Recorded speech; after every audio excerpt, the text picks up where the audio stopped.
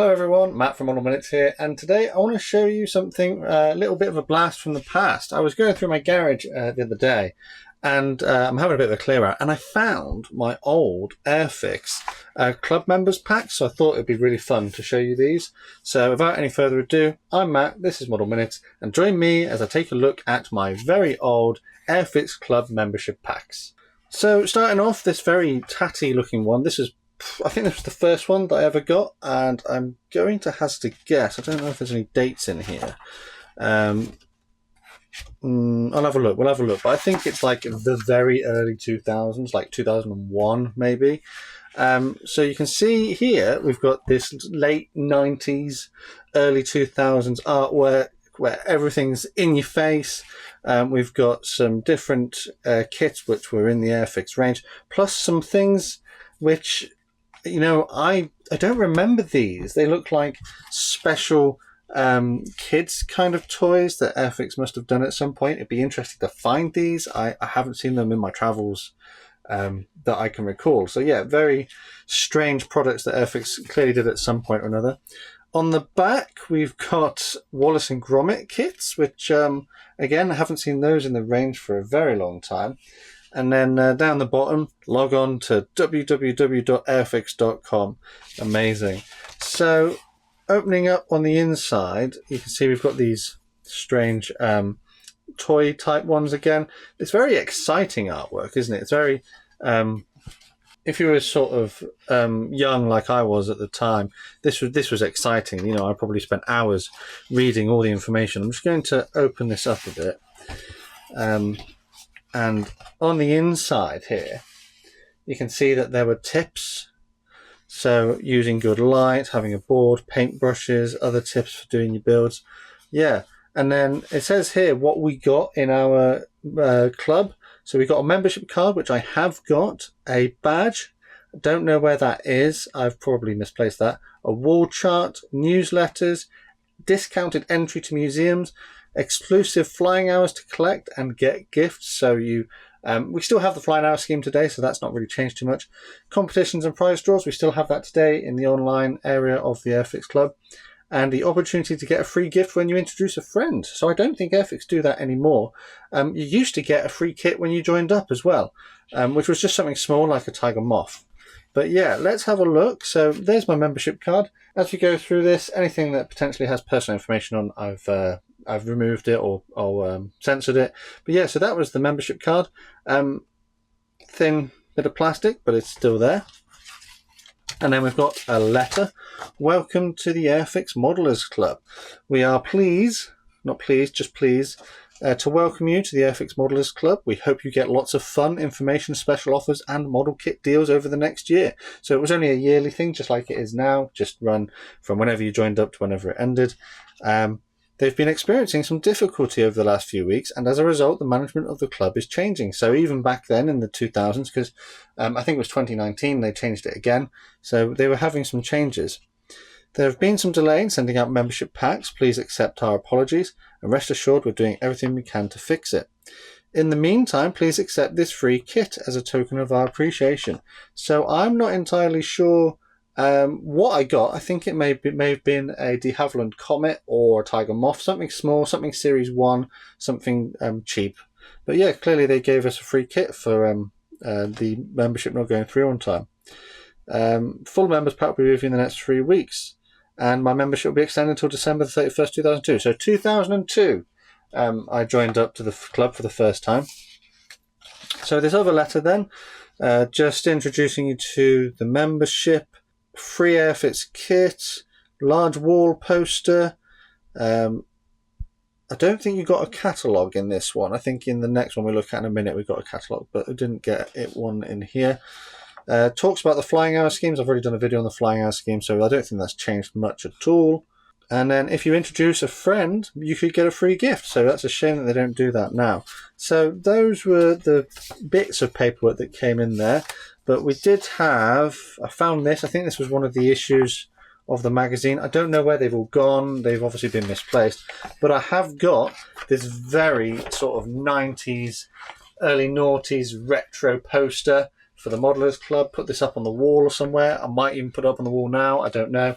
Look at that. Isn't that crazy? Look at the artwork going on there. It's so 90s. And there's these things again. What are they? Does anyone remember them? And this ship and tank thing? I'd be well interested to find out what they actually were, because I must have obviously known at the time, but I haven't got a clue what they are now. Anyways, that's the poster. And then we've got our little magazine here. So we'll have a quick look through the magazine. And then once we've done that, we'll move on to the next membership pack.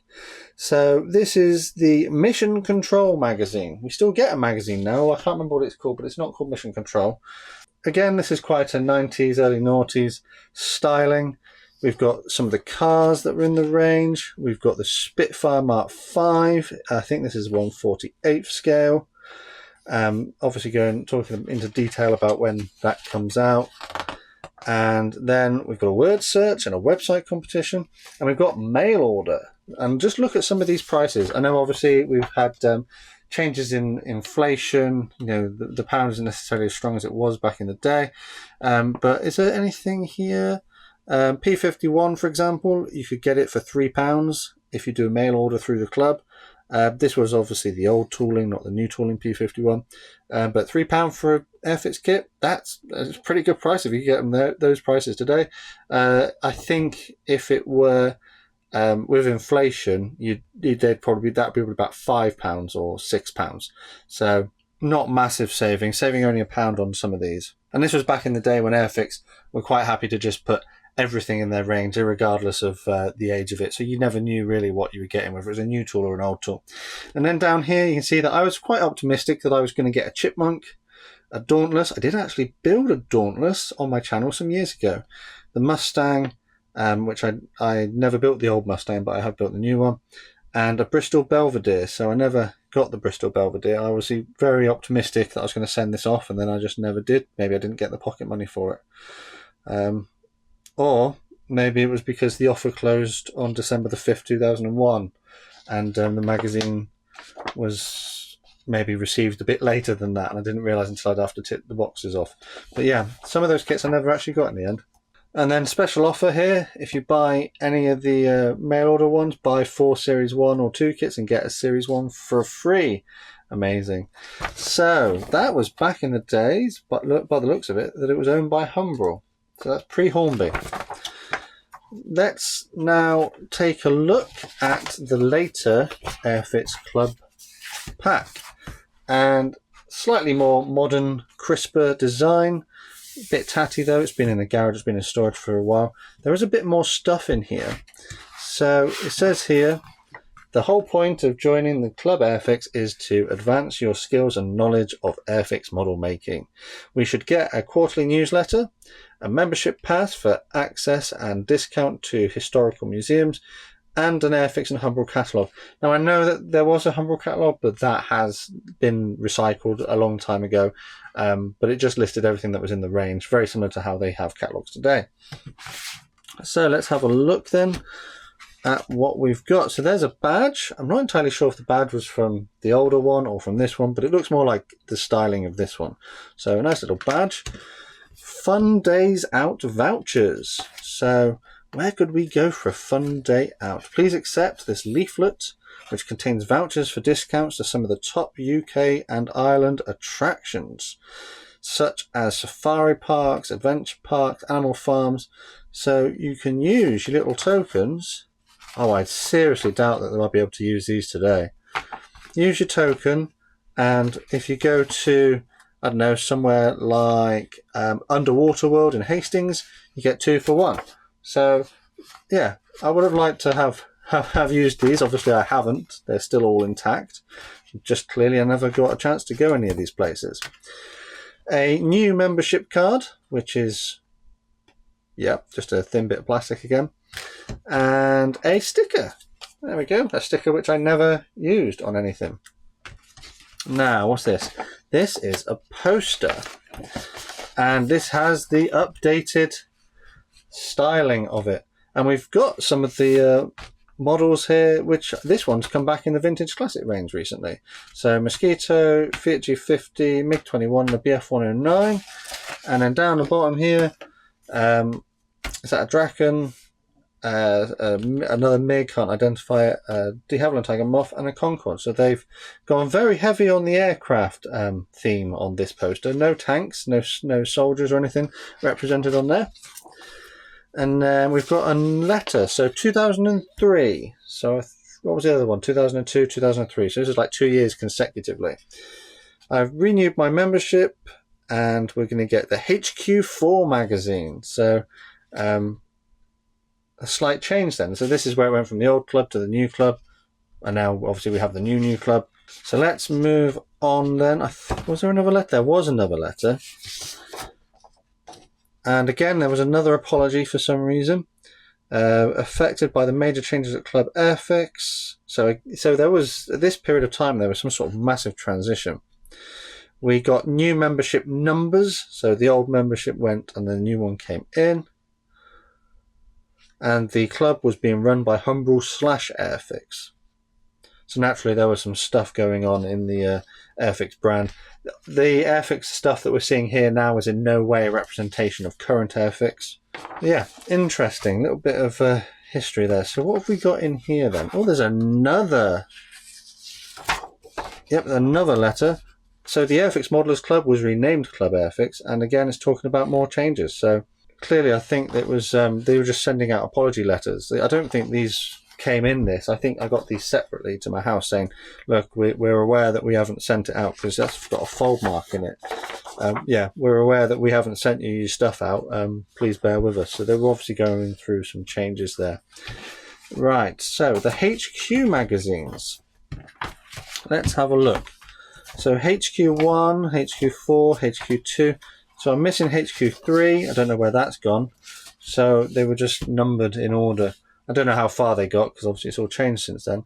So the first one, Falklands 20th anniversary, which is quite relevant because we've just had the announcement that they were doing a new Black Buck Vulcan from Airfix.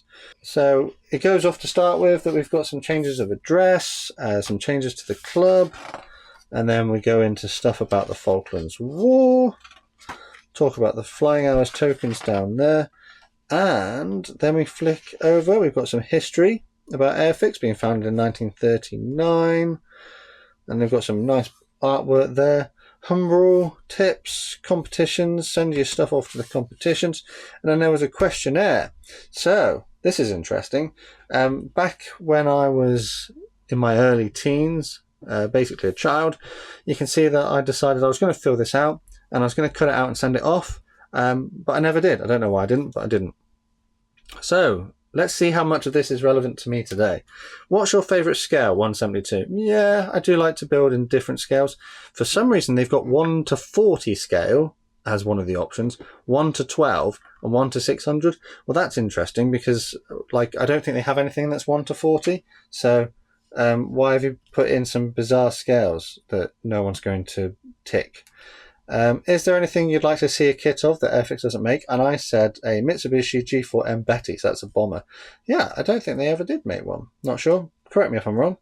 Any other hobbies? I was interested in sport. Which do you enjoy the most? I mostly enjoy assembling the model. I guess at the time painting and adding the decals was too hard. What brand of paint do you use? At the time, I was very much using Humbrol because that's what Airfix suggested, and I didn't know about other paint brands. And plus, you know, it was the early 2000s. I couldn't really get other paint brands. Are you happy with the paint? I'll just put yes. Which modelling magazines do you read? Model Flyer. I don't remember. Why don't I remember much about that magazine? That is interesting. I must have obviously had a couple of editions, but then it slipped my mind. Do you have access to the internet at home? No internet access because it was the early 2000s. And then ignore that. Out of 5, quality of Airfix, I put a 4, so that's good. Detail, I put 5, which is very good, obviously. I think I probably would change my mind now. Packaging style, 3. So average. Instructions were a 3. Value for money was a 3, so obviously I still wanted them cheaper back then. Decals were a 4, so I thought the decals were quite good back in those days. But I actually put a comment here. Stronger packaging to prevent parts falling off or breaking from the frame. Clearer instructions. Yes. So I guess clear instructions. I was struggling to follow the information that they put in there, and it was a bit ambiguous, which they've improved on. And packaging is something they've also improved on over the years. So they've designed the boxes now so that when something's inside of it, it's pretty much not going to move around and bounce around. So yeah, at least, I mean, I would have liked to have thought that had I sent this in, it would have helped inform that decision. So HQ4, and this was back when England were doing well in the football, I guess, because there seems to be some Airfix unveil New England model kits for Euro 2004. Wow, I wonder what happened to those. So here we go. There are the Airfix figurines for the football team. I wonder how well these sold. I bet you can't get these for love or money these days. Not my interest, really, doing figures and particularly of footballers, but hey, that's what it is. Oh, we've got a nice poster of the Battle of Britain Memorial Flight here with a Hurricane, Lancaster and a Spitfire. Moving on, we've got some history or some information about the racing cars from, it looks like, is it Bugatti, Alfa Romeo and Bentley. And then we've got something here about the Red Arrows 40th display season.